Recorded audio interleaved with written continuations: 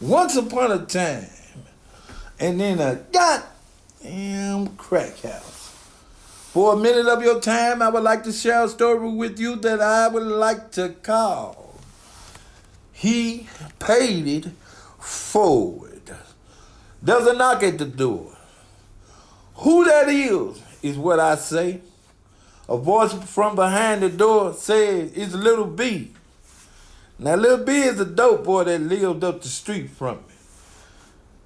I say, damn, I wonder what he want. I get up, come to the door, open the door. He's standing there with a little white girl.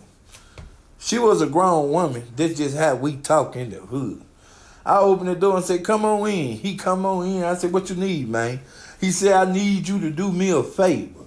I said, what you need me to do? He said, I need you to babysit the white girl for me while I use her car. Now, if you from the hood and you know anything about the dope game, you know that addicts pawn out their car. The problem with pawning out your car to a dope boy is you don't know when you gonna get it back, and you don't know what he gonna do in your car while he got it. One thing for sure, they ain't gonna never bring it back when at the time that they say they gonna bring it back. Now he say that he gonna give me something later on because he done gave everything to her. And she gonna take care of me while she's sitting there with me. So he takes off. And just like I said, 2 hours turned into a whole day. A whole day turned into 2 days. 2 days turned into 3 days. The 4th day I walked out on the porch and looked up there and saw the car parked in his backyard. I run back in the house and I tell her, I said, your car down there. She said, can you please go get my keys? So I walks down there and I get the key from Barham. He ain't give me no argument or nothing. He passed me the key. I got in the car and took off. And one thing for sure again, he still didn't give me what he said he was going to give me. So he still owed me. You hear me? But anyway, over the 3-day time limit, me and the white girl been doing a lot of talking. Every time I went and hustled up on some dope, because she done ran out of dope. Ain't now one of us got no money. I made sure she smoked. When I went and hustled up on a little food, I let her eat with me. She wore the same clothes for 3 days, but I let her bathe in there and wash her little panties out in the sink in there and whatever, so she took care of herself pretty well there. But the whole time she was telling me that she came from a pretty well-off family. Okay, cool. So now I got the car back. She said we're going to go over to her mom's house and get $1,000. I say, cool. Now, listen, you can't underestimate nobody. You hear me? But anyway, we go over there and sure enough, she go in there for about 30 minutes, come back out with with a fresh change of clothes, smelling good, and got a little duffel bag with her, and gets in the car, and sure enough, she got $1,000. So we go back to my spot. We sitting there smoking and getting high and chilling and, enjoying ourselves. I'm sipping on a beer. She said, I want a bottle of liquor. She said, can you run to the liquor store in my car and get us a bottle of liquor? I said, sure. So she give me some money, the car key. I pull up at the liquor store.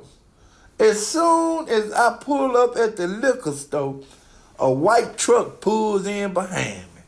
I said, oh, hell. See, it's plenty of places to park on the parking lot. Why you want to park right behind me? I look over my shoulder while I'm going in the liquor store. It's a young white dude driving and an elderly white man sitting on the passenger side. He got tubes in his nose and band-aids and gauze all around his arm like he had just got out the hospital. So, man, I go in the liquor store and, I'm saying, damn, I hope they be gone when I come out. Oh, I come out the liquor store and walk towards the driver's side door. The young white boy gets out of the truck. Oh, hell, this man got on cowboy boots, blue jeans, a T-shirt, and a badge hanging off his belt. I said, oh, shit. So I turned and walk off like I ain't got nothing to do with the car because I don't know what this nigga done did in the car. That's what I'm saying. You feel me? He yells out and say, I'm looking for Byron. Now, if you from the hood, when somebody call out somebody's real name and you don't know the person, you don't participate with that. That's a no-no in the hood. So when he said, I'm looking for Byron, I said, I don't know no Byron, bro. He said, no, no, no, no, no, he's not in trouble. He said, you see the elderly white gentleman sitting right there in my truck? I said, yeah. He said, that's my father. Byron saved his life. He said 3 days ago, my father was sitting in his car having a stroke. Byron pulled up in this car and put him in that car and drove my pops to the emergency room and sat there with him the whole day. He said, I was out of town. Me and my wife was out of town. I'm his only son. So he said, I am know something about the detective. He said, I'm not a detective. I work at the department at the police department as a dispatcher. But I've been around detectives. He said, I'm just saying that because I did my detective work. I had them to rewind the cameras at the hospital, saw who Byron was, had him, and then he wrote his real name down when they admitted my father. So that's another way I found out. He said he rewound the cameras there. I went and rewound the security cameras, and we saw this car. He said my pops is the one who wanted to give him this $1,200. He said my pops was over here in this neighborhood getting gas when he was having a stroke. He said my pops saw this car when you turned in here and said that's the car right there. He said, listen, man.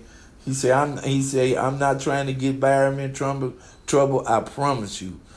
I said, you got $1,200 in that envelope. He said, yeah. I said, well, sir, when I seen the badge, I didn't want to get my son in trouble because I know my son be doing little stupid stuff out here. So he said, so Byron is your son? I said, yes, sir. He said, really? I said, yes, sir. He's my son. I said, this is my car. I said, well, this is my fiance's car that he was driving. But, yeah, he's my son. He said, so can I trust you to give him these $1,200? I said, you sure can. He gave me that envelope and we shook hands and he took off. I went right back down there and listen, got another big old bottle of liquor and went right back down there to my spot with the white girl. Boy, we had us a ball, you hear me? I mean, hey, no matter how you look at it, social media, Byron paid it forward, you hear me? And he still owed me, you hear me? And she welcome to come back to my house at that time, anytime. Once upon a time and in a crack house. Pay it forward. You hear me? I bet you.